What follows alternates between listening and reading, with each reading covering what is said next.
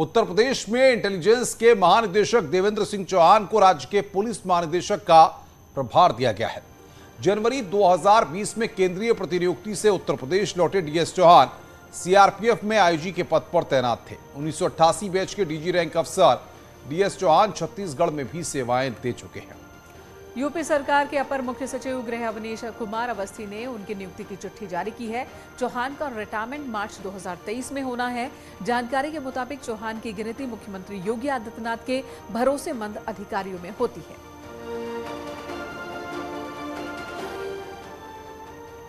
मुकुल गोयल को हटाने के बाद देवेंद्र सिंह चौहान को उत्तर प्रदेश के डीजीपी का प्रभार दिया गया है, लेकिन नया डीजीपी कौन होगा, इस रेस में डीएस चौहान के अलावा 4 नाम और हैं। लिस्ट में सबसे ऊपर है 1987 बैच के आईपीएस आरपी सिंह, जो अभी डीजी ट्रेनिंग के पद पर हैं। दूसरे नंबर पर हैं 1987 ही बैच के आईपीएस गोपाल लाल मीणा, जो अभी डीजी सीबीसीआईडी के पद पर अपनी सेवाएं दे रहे हैं। तीसरे नंबर पर हैं आरके विश्वकर्मा, जो 1987 बैच के आईपीएस हैं और भर्ती बोर्ड के डीजी के पद पर तैनात हैं। फिर आता है डीएस चौहान का नंबर। उनके बाद इस लिस्ट पर 5वें और आखिरी नंबर पर है 1988 बैच के आईपीएस आनंद कुमार, जो फिलहाल डीजी जेल के पद पर अपनी सेवाएं दे रहे हैं।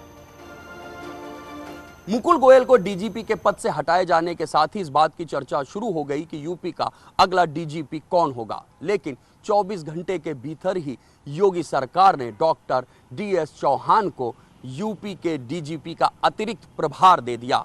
Doctor DS Chauhan DG intelligence हैं और उनके पास डीजी विजिलेंस का भी अतिरिक्त प्रभार है। डॉक्टर डीएस चौहान को डीजीपी का अतिरिक्त प्रभार दिए जाने के साथ ही यूपी के आईपीएस अधिकारियों के बीच में एक चर्चा शुरू हो गई। डीजीपी के चुनाव के समय यूपीएससी 3 सीनियर मोस्ट अधिकारियों का चयन करती है, वही पैनल बनता है और उसी में से चुना जाता है नया डीजीपी। आज की सीनियरिटी लिस्ट की बात करें तो डॉक्टर डीएस चौहान चौथे पायदान पर आते हैं। पहले पायदान पे डॉक्टर आरपी सिंह, दूसरे पायदान पर डॉक्टर गोपाल लाल मीणा और तीसरे पायदान पर आरके विश्वकर्मा आते हैं। लेकिन डीजीपी बनने की जो शर्तें हैं उसके मुताबिक कम से कम अफसर के पास 6 महीने की नौकरी होनी चाहिए।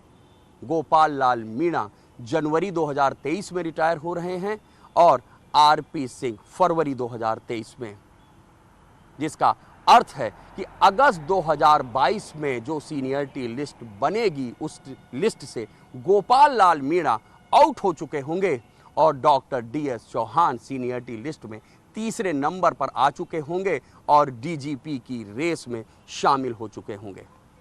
अब अंदर खाने चर्चा इस बात की हो रही है कि जुलाई 2022 तक प्रभारी डीजीपी के तौर पर डॉक्टर डीएस चौहान की तैनाती रहेगी और अगस्त में जब उत्तर प्रदेश सरकार की ओर से प्रपोजल भेजा जाएगा नए डीजीपी के लिए तो खुद ब खुद उसमें डॉक्टर डीएस चौहान का नाम शामिल होगा और इसके बाद doctor DS Chauhan full term UP के डीजीपी हो सकते हैं। कैमरामैन अनिल के साथ ऋषभ मणि त्रिपाठी, न्यूज़ 18 लखनऊ।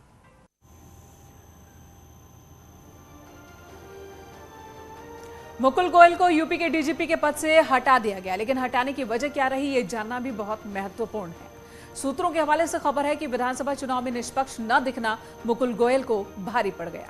दरअसल गोयल की गतिविधियों पर लगातार नजर रखी जा रही थी। इतना ही नहीं, मुकुल गोयल से मिलने वालों और करीबियों पर भी नजर रखी जा रही थी। इसकी रिपोर्ट समय समय पर सीएम ऑफिस को दी जा रही थी।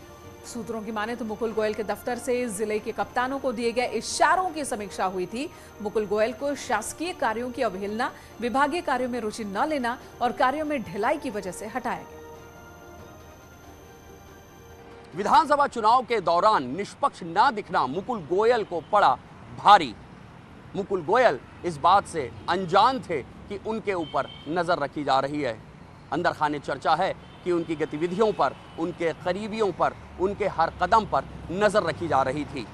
अंदर खाने चर्चा ये भी है कि विधानसभा चुनाव के दौरान गोयल के दफ्तर से कई जिला कप्तानों को इशारों में कुछ बातें कही गई, लेकिन जब चुनाव का परिणाम आया तो योगी आदित्यनाथ की सरकार दोबारा आ गई तब उन गतिविधियों, उन करीबियों, उन इशारों की समीक्षा की गई, विश्लेषण किया गया और मुकुल गोयल को यूपी के डीजीपी के पद से हटाकर एक बड़ा संदेश दिया गया। चर्चा ये भी है कि 100 दिन का एजेंडा जो योगी आदित्यनाथ ने बनाया था, उस एजेंडे पे खरे नहीं उतर रहे थे मुकुल गोयल। लगातार शासन की बैठकों से वो किनारा कर ले रहे थे, लिहाजा मुकुल गोयल को डीजीपी के पद से हटा दिया गया। कैमरामैन अनिल कुमार के साथ ऋषमणि त्रिपाठी, न्यूज़ 18, लखनऊ।